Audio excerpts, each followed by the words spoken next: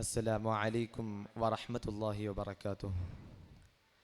ബിസ്മില്ലാഹ് വൽഹംദുലില്ലാഹ് വസ്സലാത്തു വസ്സലാമു അലാ അഷ്റഫി റസൂലില്ലാഹ് വഅലാ ആലിഹി വസഹ്ബിഹി അജ്മഈൻ. അമ്മാ ബഅദ്. ആദരണീയരായ ഉസ്താദുമാരെ, സ്നേഹം നിറഞ്ഞ വിദ്യാർത്ഥി സുഹൃത്തുക്കളെ, ഫറാസ്ദയുടെ ഈ പ്രൗഢോജ്വല വേദിയിൽ അല്പം മാത്രം പറഞ്ഞുകൊണ്ട് ഞാൻ അവസാനിപ്പിക്കാം.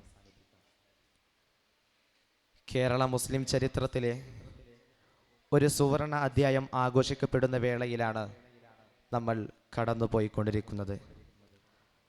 അതുകൊണ്ട് തന്നെ സമസ്ത ആദർശ ഭദ്രതയുടെ 100 വർഷങ്ങൾ എന്ന വിഷയത്തിന് പ്രസക്തിയുണ്ടെന്ന് ഞാൻ മനസ്സിലാക്കുന്നു.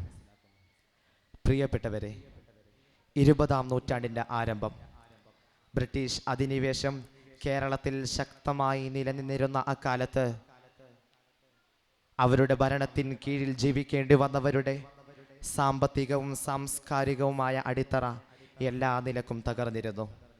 ഈ തകർച്ചയ്ക്കെതിരെ പ്രത്യേകിച്ച് മലബാറിൽ മുസ്ലിം സമൂഹം ഒറ്റക്കെട്ടായി ബ്രിട്ടീഷ് ആധിപത്യത്തിനെതിരെ ഐതിഹാസികമായ പോരാട്ടങ്ങൾ നടത്തി.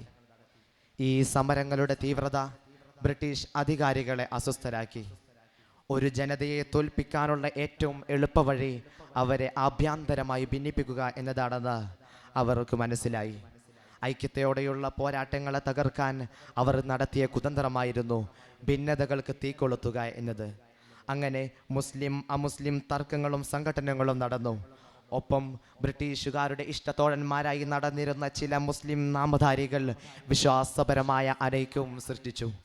ഇസ്ലാമിൻ്റെ പാരമ്പര്യ രൂപത്തെ ചോദ്യം ചെയ്തുകൊണ്ട് പുത്തൻ പ്രസ്ഥാന നേതാക്കൾ രംഗപ്രവേശം ചെയ്തു. ഐക്യസംഘം എന്ന പേര് സ്വീകരിച്ചുകൊണ്ട് അവർ സംഘടന രൂപീകരിച്ചു.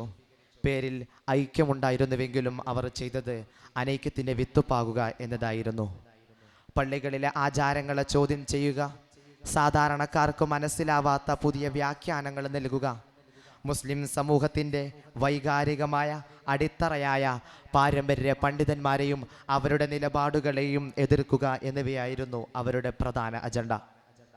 സമുദായം വിശ്വാസപരമായ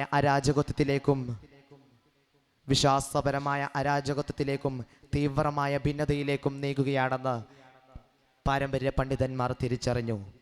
അങ്ങനെയാണ് 1926 സമസ്ത കേരള ജമിഅത്തുൽ ഉലമ രൂപീകൃതമായത്.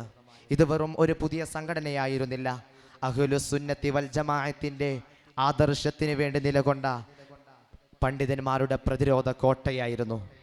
ഐക്യസംഘം അനൈക്യത്തിന് വിത്തുപാകിയപ്പോൾ സമസ്ത ഭൗതികവും വിശ്വാസപരവുമായ യഥാർത്ഥ ഐക്യത്തിൽ അണിചേർന്ന് സമുദായത്തെ സംരക്ഷിക്കുകയായിരുന്നു. കുഞ്ഞിളം നാളുകളിൽ തന്നെ പാരമ്പര്യപരമായ വിശ്വാസവും അതുപോലെ തന്നെ കർമ്മങ്ങളും പഠിക്കാനും പരിശീലിക്കുവാനും വേണ്ടി 10,000-കണക്കിന് മദ്രസകളാണ് സമസ്ത പടുത്തുയർത്തിയത്.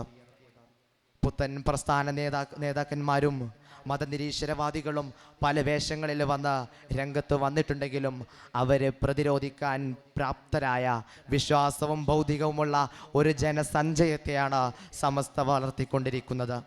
സമസ്തയുടെ കീഴ്ഘടകങ്ങളായ യുവജന സംഘടനയും വിദ്യാർത്ഥി സംഘടനയും അധ്യാപക മാനേജ്മെൻറ്റ് സംഘടനകളും അതത് മേഖലകളിൽ നിന്നുകൊണ്ട് തന്നെ സമൂഹത്തെ സംരക്ഷിച്ചു കൊണ്ടിരിക്കുന്നുണ്ട്. ചുരുക്കത്തിൽ സമസ്ത എന്നുള്ളത് ഒരു മതസംഘടന മാത്രമല്ല, അത് ഒരു ജീവിത ദർശനം, ഒരു ആത്മീയ ബോധം, ഒരു സാമൂഹിക ഉത്തരവാദിത്വം കൂടിയാണ്. അതുകൊണ്ട് തന്നെ നമുക്ക് ഈ ഒരു വിദ്യാർത്ഥി പ്രസ്ഥാനത്തിൽ